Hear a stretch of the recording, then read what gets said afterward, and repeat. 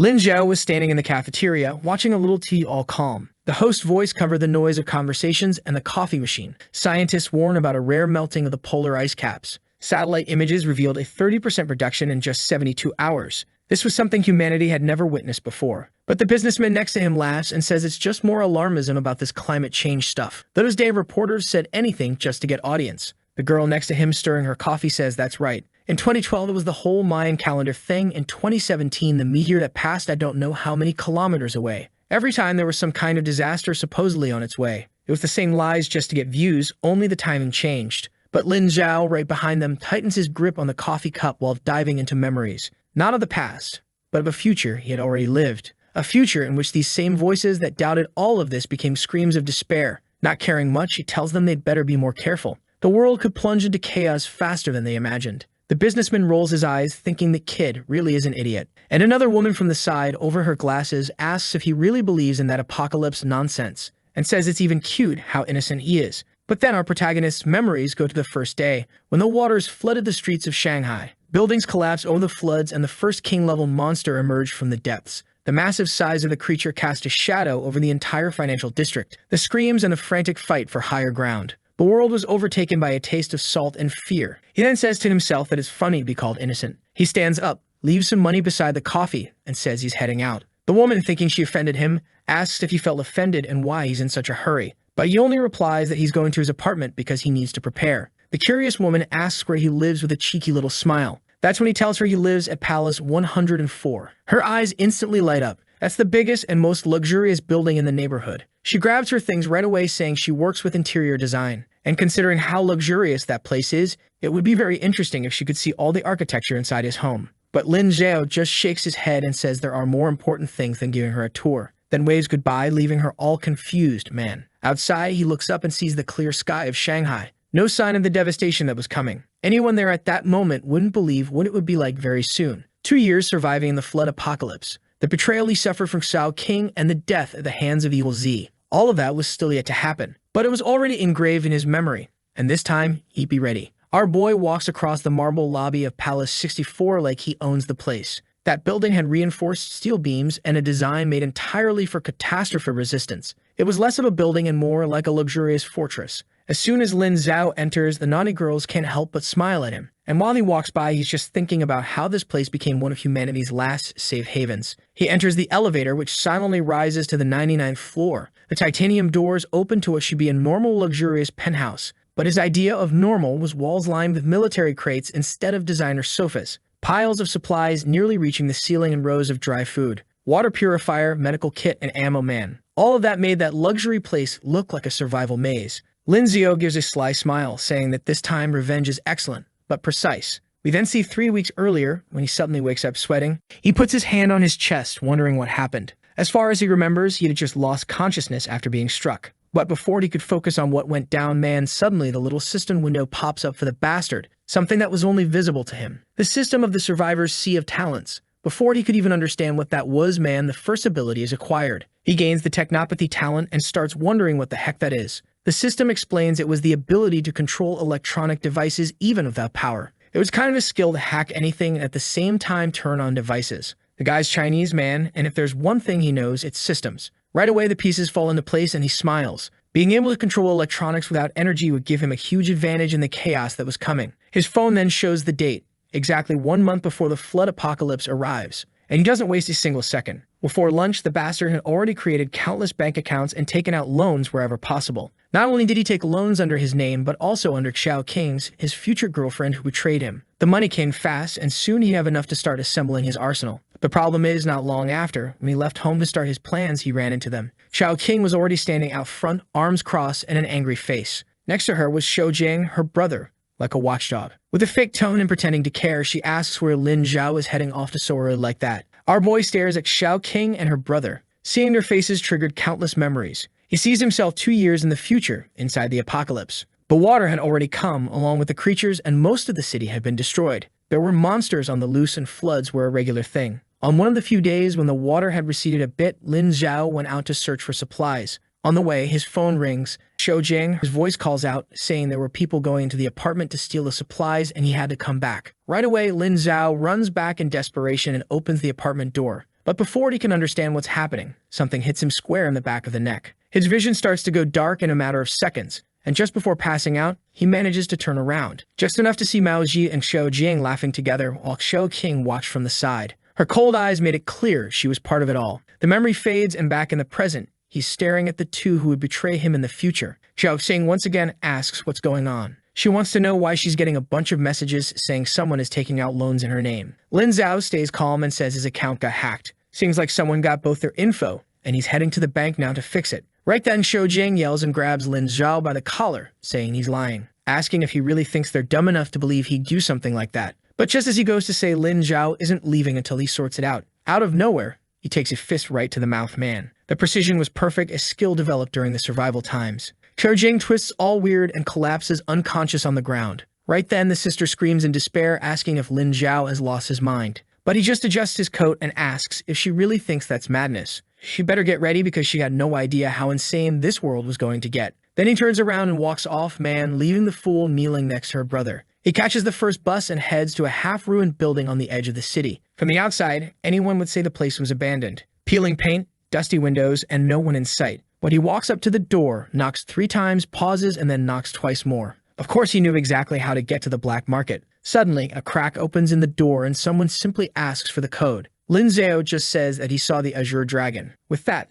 the door opens, and inside, weapons line the walls. However, our boy isn't trying to draw attention since he just came back. He picks a simple pistol, reliable, silenced, and basic. He paid with the money from the loans and tucked the weapon inside his coat without saying a word. Next, he went to a luxurious real estate agency with floor-to-ceiling windows. The broker was startled when Lin Zhao said he wanted to sell his apartment right then and there. The offer was 25% below market value. It would be easy for the guy to make that profit back. The negotiation barely lasted. The agent knew he could take that apartment, sell it closer to market price, and make a 20% profit overnight. The only condition Lin Zhao made was that he'd stay a few more days in the place before moving out so they could sell it. The profit opportunity was too good, so the guy just accepted, and our boy left. Walking through the streets, he wondered why he didn't use his technopathy powers to try transferring money directly into his account. The problem was that the world was still organized, and if they trace him, things would get complicated. For now, he preferred to keep a low profile. Why take the risk when he knew each of the numbers that were going to be drawn? He remembered that lottery game very well, since it was just a few days before the deluge destroyed everything. So he heads to a lottery store. Obviously, he fills it out with extreme confidence, and the clerk even finds it a bit strange, but says nothing. On the way back, you can already sense someone watching him from afar. 2 masked guys in dark clothes just observing. He's sure they're goons, either from Shou Jing or Mao Ji. Even though they weren't amateurs, his senses were way too sharp for that. He makes it home safely, but now he knows he's being watched. The next morning, Lin Zhao calls a certain number while his eyes are fixed on the TV, where they're talking about the melting of the ice caps. The person picks up, and right away he says he wants to rent a storage unit on Jinling Street, that giant one near Palace 104, and he needs it for today. The guy decides to throw out a high price that would make anyone hesitate, but Lin Zhao just says he'll transfer the money because he wants access today. With that, he hangs up, grabs his laptop, and starts buying various supplies. Canned goods, dry food, military-grade gear, and a water filter. He needed items with a shelf life of years, not months. And as always, he pays extra for immediate delivery. But when he leaves the house, the 2 guys are once again watching Lin Zhao hop into a taxi. One of them warns over the phone that the kid just left. On the other end, Shou Jing orders them to follow him and not lose track this time. So they tail him all the way to the industrial district and see him unlocking a massive warehouse.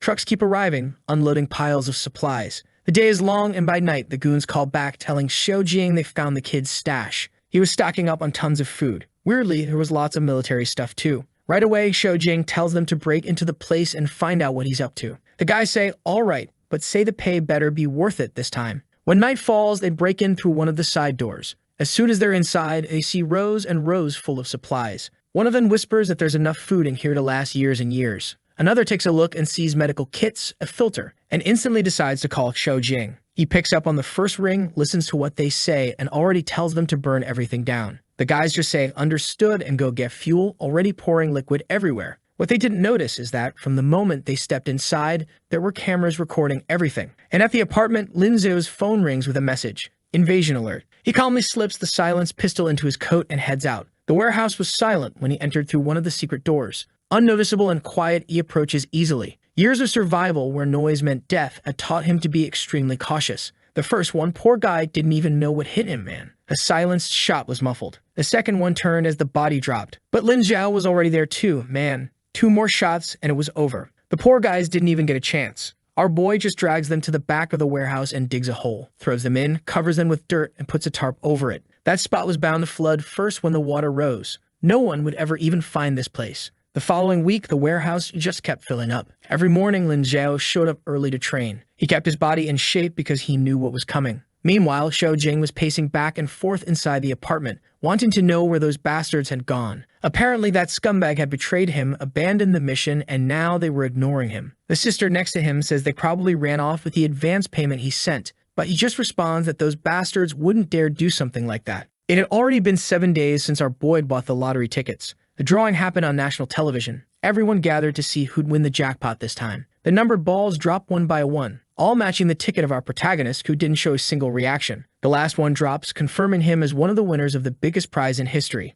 Obviously, that didn't surprise him, but the news of his win spread through the city like a flood. His face was on every screen, newspaper, and social network. The lucky guy who became a millionaire overnight. For Lin Zhao, this was the perfect moment. As soon as the money hit the account, the amount was so huge it would leave anyone dizzy. But he, on the other hand, already knew exactly how it would be used. He gets a taxi from the apartment he already sold and tells the driver to go to Palace 104. But as he's leaving home, another taxi merges into traffic right behind, tailing him. Xiao Qing obviously was already on his tail, man. She found out that the bastard was the new millionaire. There was no way she was gonna let him get away just like that. From a distance, you could already see the building, the glass facade gleaming in the sunlight of the luxurious fortress, the most prestigious skyscraper in Shanghai. And soon, it would be his base not just to survive the apocalypse, but also to get his revenge. As soon as he enters the lobby, he goes straight to the front desk and says he wants to speak with Liu Mylin about the purchase. The receptionist, a bit confused, asks if by any chance he has an appointment. Our boy just says no, but he's sure she'll want to talk to him, since he's here to buy the 99th floor. Right after the so-called Mylin shows up, man. All businesswoman and professional, she comes up to our boy and congratulates him, saying she heard about his luck winning the lottery and wants to know how Palace 104 can help him. Lin Zhao says he'll get straight to the point. He wants to buy the entire 99th floor. The poor one is startled, but she can't really doubt the guy. He had won the lottery. So she says to come with her to the office. But on the way, man, Lin Zhao sees Xiao Qing entering the lobby. The girl was hunting him like a hawk, looking from side to side. And obviously, in a few seconds, she shouts his name. The sly one teleports man into flirt mode, grabbing his arm and pretending like nothing had happened that day at the apartment door. She says she's been looking for him everywhere, and right away introduces herself to Mylin as Lin Zhao's girlfriend. Mylin just says she understands and then says they can begin discussing prices, but he just interrupts and says he'll pay 20% above the full price. The only condition he has is that he gets access to the place in a week at most. Mylin is startled and looks a bit confused. Apparently, he was willing to spend nearly the entire prize just to get that floor. She thinks the guy's being foolish. Clearly, he doesn't have experience with money and just wants to spend however. Soon enough, they'll be broke again. But she knows how hard it is for someone to make an offer on the 99th floor, given the absurd price. Only someone foolish or someone who got money easily would want to spend like that. So she says it's possible, since that's the case. The paperwork was already being prepared when Xiao Qing leaned in and whispered in his ear, asking if he was really going to buy the whole floor. He really was an amazing guy, full of surprises. She always thought he was a bit more conservative when it came to spending. Lin Zhao turns to her and says, "People change." Contract signed and the first part of the amount transferred. In the same second, she hands a credit card to Xiao Qing, then says she has the special mission of picking all the furniture for the 99th floor. She could buy the most luxurious items and have everything delivered there. Right away, Xiao Qing got all emotional thanking him. She already wanted to kiss the guy and ran out saying she was going to call her friend Yang Lai. He didn't need to worry, she was going to make that floor perfect, and he wouldn't regret it. The moment she walked out the door, Lin Zhao called the warehouse team and told everyone to get ready to transfer everything to Palace 104 to the 99th floor. 2 days later, Mylin called and said they gave it their all, but that was the fastest they could manage. Finally, the 99 was ready for him. Discreetly, truck after truck began using the service elevator all day long to unload supplies. At the same time, the furniture from the luxury stores Xiao Qing had visited was arriving. The floor was getting filled, and with that, the last delivery was made. When the last piece of furniture was delivered, Lin Zhao made one final call to the bank and had the card that was with Xiao Qing canceled. Meanwhile, on the other side of the city, Xiao Qing was at a luxury store. The counter was full of shoes, designer clothes, and everything else. Yang Lei was next to her drooling, saying she really was lucky to have Lin Zhao, and asking her friend not to forget her once she started living in that place. Xiao Qing laughed and said she'd never forget and hugged the little card. But the clerk's expression changed and she apologized, saying the card had been declined. Xiao Qing says that's impossible. That card had access to millions, so just run it again. She'd been buying furniture all week, but after 3 attempts, the same result. Xiao King started turning red, then tried calling Lin Zhao, but it went straight to voicemail. Next morning, she came marching into Palace 64. Obviously, the sly one was furious, wanting to know how that bastard was ignoring the queen of that place. She stormed through the lobby like a hurricane, but as she headed toward the elevators, she was stopped. The guards told her that unfortunately, they had to check her ID. As soon as she gave her name, he apologized and informed her she was on a restricted list and couldn't enter. Even angrier, she asked if he had any idea of who she was. She was the girlfriend of the owner of the 99th floor, Lin Zhao. The guard replied he was just doing his job. Besides, it was Mr. Lin Zhao himself who requested that she not have access. The poor thing was about to explode with rage. Meanwhile, up on the 99th, our boy was finishing a few more push-ups. As always in the morning, he did a light workout while watching the news. Meteorologists were warning of an unprecedented rise in sea level. Several coastal regions were already reporting flooding, and experts said this could be the start of something catastrophic. Lin Zhao gave a dark smile. He walked to the panoramic window and looked out at sunny Shanghai. The place was beautiful and peaceful, and he said people better enjoy it while the calm lasts.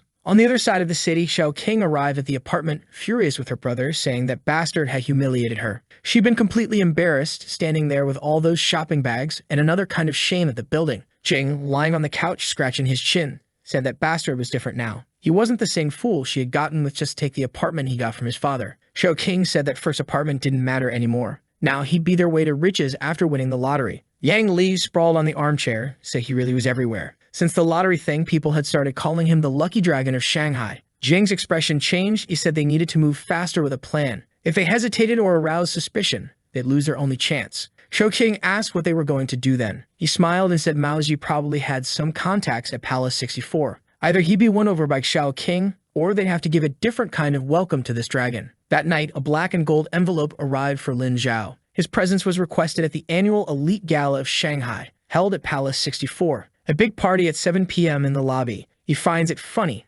how the timing was perfect. That night was when the first flood would hit Shanghai. That might be a good chance to see who's going to be in this building and how everything would start. He needed to keep an eye on who had resources and maybe abilities that could make a difference. In the days leading up to the event, he kept intensifying his training and began to notice that his body was responding faster than usual. Muscles that took months to develop were now showing up in days. Maybe it was some kind of reincarnation advantage, but he had no idea. In the meantime, he installed countless motion sensors, reinforced the doors, upgraded the surveillance system with artificial intelligence, and even several fully charged generators for whatever was coming. On the night of the party, he looked at himself in the mirror and saw that the boy reflected there was no longer the same one who died at the hands of Mao Ji. With that, he heads to the elevator. The ride from the 99th to the first floor was long as hell. When he reaches the lobby, the door opens and background music and conversations greet him. The luxurious place was shining along with all of Shanghai's elite. Curious eyes stared at him. Everyone knew he was the guy who had won the lottery, the kind of newly rich person extremely famous. A waitress offers champagne, he takes it and stays in the corner,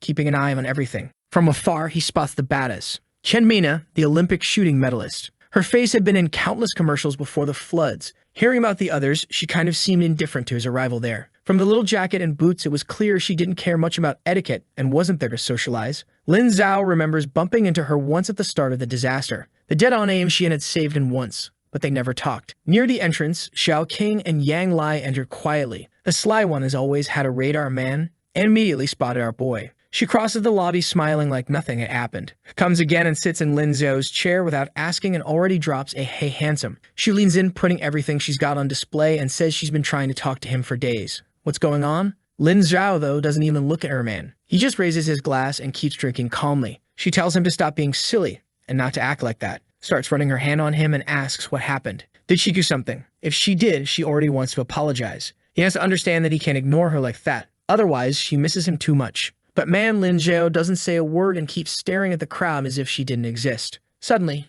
Xiao King's smile starts to fade. She then starts yelling, asking if he's really going to keep ignoring her like that, after all the time they spent together. Seeing he still doesn't respond, she throws her champagne. It hits the table and shatters. The noise immediately silences the entire party, and everyone looks over man. Even Chen Mena, who was in her corner, kept an eye on the commotion. On the other side of the hall, the cursed fat guy froze mid-conversation, drawn by the sound. He was the reason they had managed to get into that place. And Xiao King was over there screaming, asking if now he thought he was better than her just because he won the lottery. She stands up to slap him, man. But Lin Zhao just calmly grabs her wrist. She tells him to let go, saying he's assaulting a lady, while Mao Zi pushes through the crowd, furious. From afar, he yells for him to let her go. And man, he's already winding up his fist to come throw a punch. Lin Zhao lets go of Xiao King and leans back, and with that, the idiot's punch hits nothing but air. The chubby guy, all off balance, nearly falls. He pulls himself together to try going at it again, while Xiao Qing is just staring, shocked. Out of nowhere, Lin Zhao wasn't just rich. Now he knew how to fight.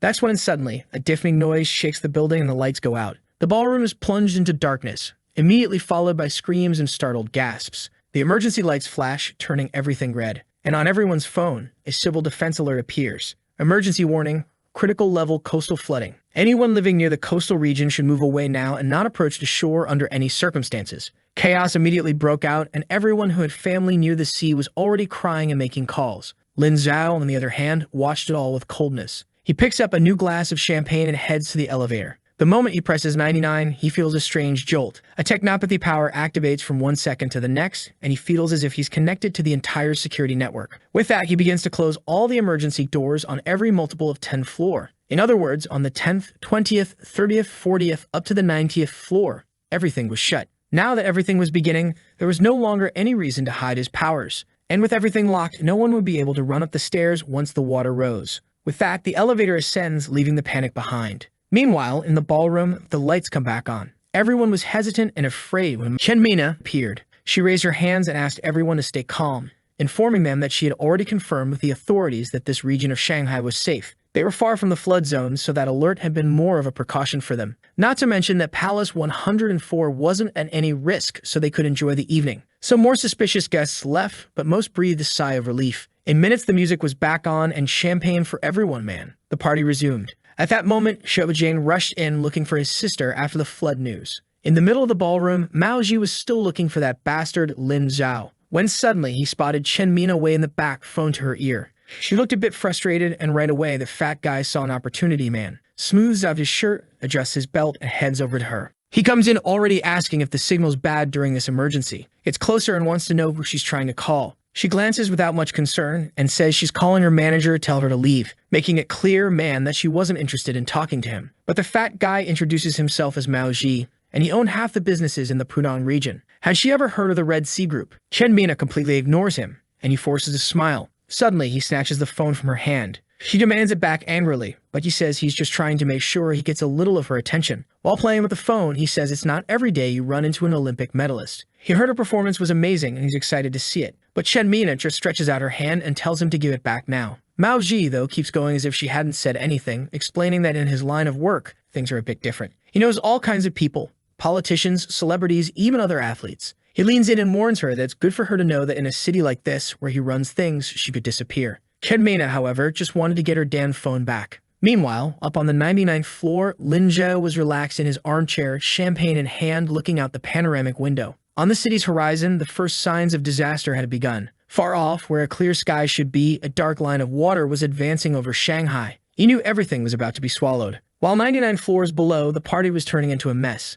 Everyone was already drunk, stumbling and shouting. A middle-aged businessman stumbled out, phone in hand, saying he was leaving. He exits Palace 64 with the cool breeze hitting his face. He was so drunk he couldn't even walk straight, but the taxi arrived quickly. However, just as he opened the door, he heard a strange sound, water. Looking to the side, a massive wave was turning the corner. The taxi was slammed and the car landed right on top of the man. He didn't even have time to scream. The water just swallowed everything. The impact made the building shake again, and in the lobby, the chandeliers swayed and crashed to the floor. Glass shards everywhere, and the lights went out once more. The emergency lights came on, bathing everything in red. Water began entering, spinning the doors and shattering the glass. In seconds, everyone's feet were already soaked. The Dermylon immediately screamed and told everyone to run to the emergency stairs, warning that the priority was to get to the higher floors. Right away, panic took over, and it was everyone pushing and slipping, trying to climb up. Chen Mina broke free from Mao Ji and ran for the elevator. She presses the button, but hears no sound of anything moving. Clearly, it wasn't working. She turns to go to the emergency stairs,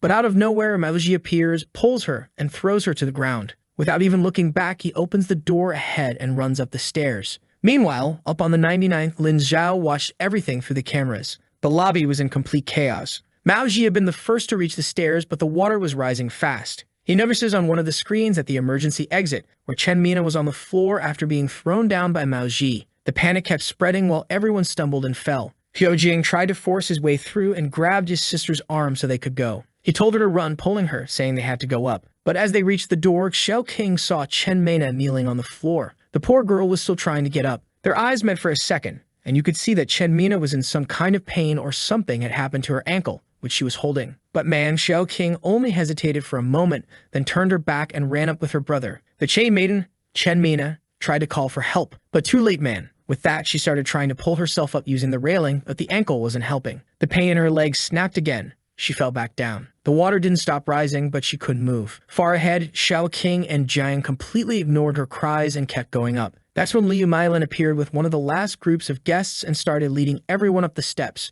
She stops when she sees Chenmina, calls out to her, and runs over asking if she can walk. Chenmina shakes her head, gritting her teeth, saying that unfortunately, she twisted her ankle. And then Liu Mylin, man, without hesitating, throws her over her shoulder and tells her to lean in. They were going up together. With that, the two start climbing, man, and every step was a battle with that girl and her busted ankle. They were both already freezing, with the water probably already waist-high down there. Chenmina held on tight to Liu Mylin's shoulder while her other hand clung to the railing, man. On the 5th floor, it became clear that the water wasn't rising anymore. Finally, the flooding was completely left behind by the 6th. They were exhausted, soaked, but at least safe, for now. And with every floor they climbed, more and more people showed up. Mao Zi enters the ballroom on the 10th floor. Looks like he had been banging on the emergency door for a long time and it wouldn't open no matter what. The chubby guy was soaked in water and sweat, cursing that damn door he had kicked. That party room looked more like a luxury casino. Poker tables, slot machines, and a full bar. That's because in Palace 104, the entire 10th floor was a themed ballroom. Mao Zi comes in right away, leaving soaked footprints.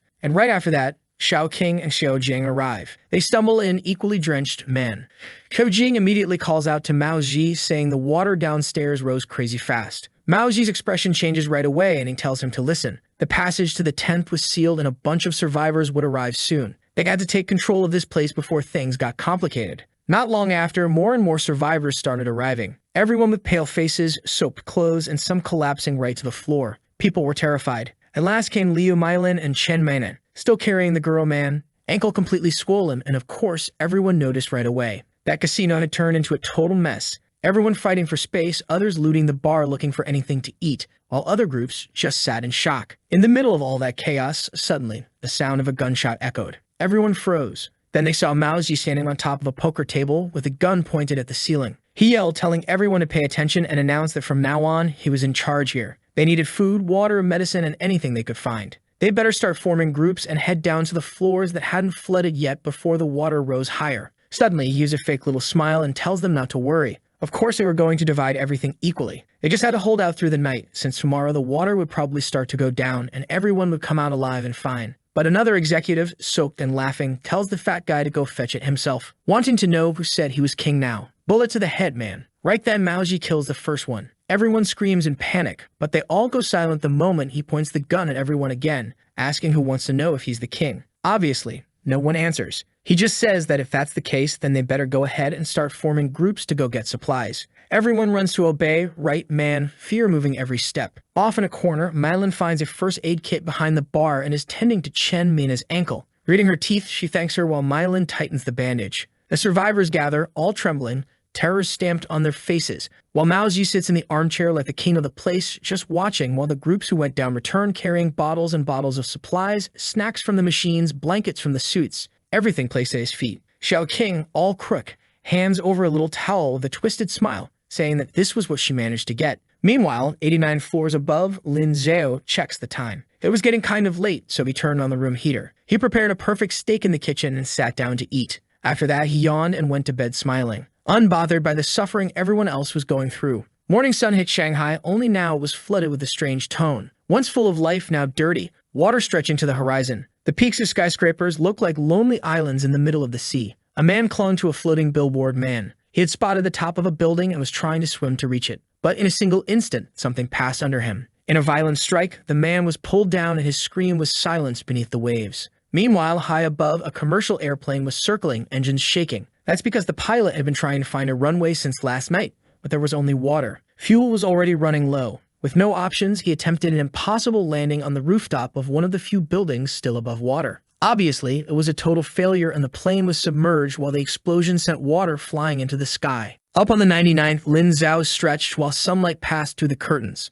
After a hot shower, he made coffee and some eggs, calmly eating while watching flood news on his tablet. Right after breakfast, he moved on to his set of push-ups, calmly counting each one. 89 floors below, the survivors huddled in fear and cold. Near the vending machines, a man handed out the last portions of snacks and announced that, unfortunately, that was it. There was no more food in that place. The panic of the moment infected everyone. Obviously, Maoji had kept most of the supplies for himself. At that moment, he was standing at the door of a VIP suite, staring at Chen Mena asleep on the bed. He checked out her body in detail, and when he realized no one was watching, he slowly closed the door and entered. As soon as he took his first steps, she woke up startled and scooted to the headboard, asking in a panicked voice what he was doing there. Maoji calmly said he was there to take care of their VIP guest, the only person who hadn't even needed to gather resources. With that, he grabbed her ankle, making her scream in pain. She told him to let go, trying to kick him in the stomach with her other leg, but he just pulled off his coat, telling her to be quiet because nobody was going to help her in this place. Everyone was too busy trying to survive. He began taking off his shirt while she was screaming, but strangely, there were other screams in the hallway, muffling everything. Suddenly, the door burst open and Xiao Jing entered pale, saying they needed to get out of there now. There was something strange in that hallway,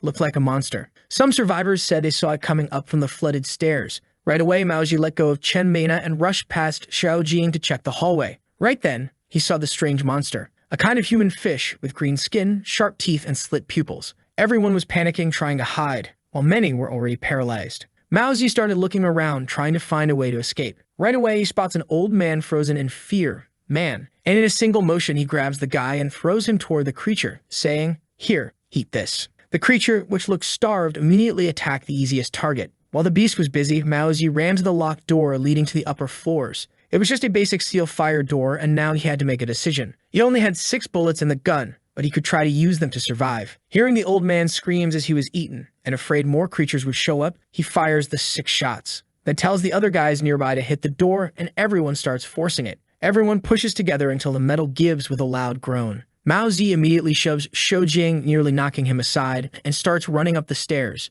Xiao Jing looks on, not happy about it. He sees Maoji yelling for him to come on and running ahead. Obviously, the wave of panicked survivors starts trampling everything. Mylan was distracted helping another group of people, while Xiao Jing grabs her brother's arm and pulls him to go with her too. Everyone was fleeing up the stairs, all while hearing the sounds of the old man being devoured. Chen Mena, though, was still in the suite, holding her bandaged ankle. Groaning in pain, she pushed herself out of bed, heart racing, trying to understand what all the screaming was, and why now there was total silence. Afraid that Maoji might come back and attack her, she decided it was best to leave. But as soon as she stepped into the hallway, what she saw froze her in place. About 6 meters away, the monster was hunched over the old man's body, ripping through flesh and bone like it was nothing. Its scaly skin was soaked in blood and water, its massive claws buried in the victim's chest. Kinbina pressed herself against the wall next to the elevator, trying to quietly edge away. Even her breathing was controlled to the absolute minimum. She was trying to ignore the pain in her ankle, but what she didn't see was a stray shoe on the ground, probably left behind by someone who had fled earlier. A tiny stumble makes the creature lift its head. The silence from earlier is shattered, and now the monster looks at her with a predatory glare. It stands up and lets out a weird sound, something like a shriek mixed with a roar, making her tremble. Chidmina just tells herself, "No way, there's no way I'm dying like this." She keeps walking along the wall, shoulder pressed against it, when suddenly, the monster lunges at her. Desperate, she looks around for anything to defend herself. She grabs a decorative vase from a side table, knowing it'd be useless. What she hadn't noticed was that while backing along the wall, she had stopped right in front of the elevator and just then, the doors open. Startled, she loses balance and falls inside the cabin. The monster's attack slashes through the air where she was just a second before. The doors, strangely, close extremely fast. The creature lands a strike, but she only hears the echo outside. Chedmina backs away inside the elevator until she hits the wall, her heart pounding, struggling to catch her breath. Not understanding what's happening, she wonders how this is even possible. The power had been out for hours, and yet she was there, alive, in a lit elevator that seemingly saved her life. Then the cabin starts shaking and rising. Too tired and scared to stand, she stayed right there on the floor, staring at the door, her ankle throbbing and her mind racing with questions. Where was she going? Who had managed to bring that elevator at the exact right time? And how did that door close so fast? She kept her eyes on the panel as it passed 13, 25, 40, 60. Her breathing slowly calmed as the danger below faded away. But now she was getting anxious and tense. Back pressed to the wall, eyes glued to the numbers, 80, 90, 95. The ascent began to slow as it approached the 99th floor. Imagining something might be waiting for her, she looked around. But in that minimalist cabin, there was nothing. The elevator stopped smoothly, and the display showed 99.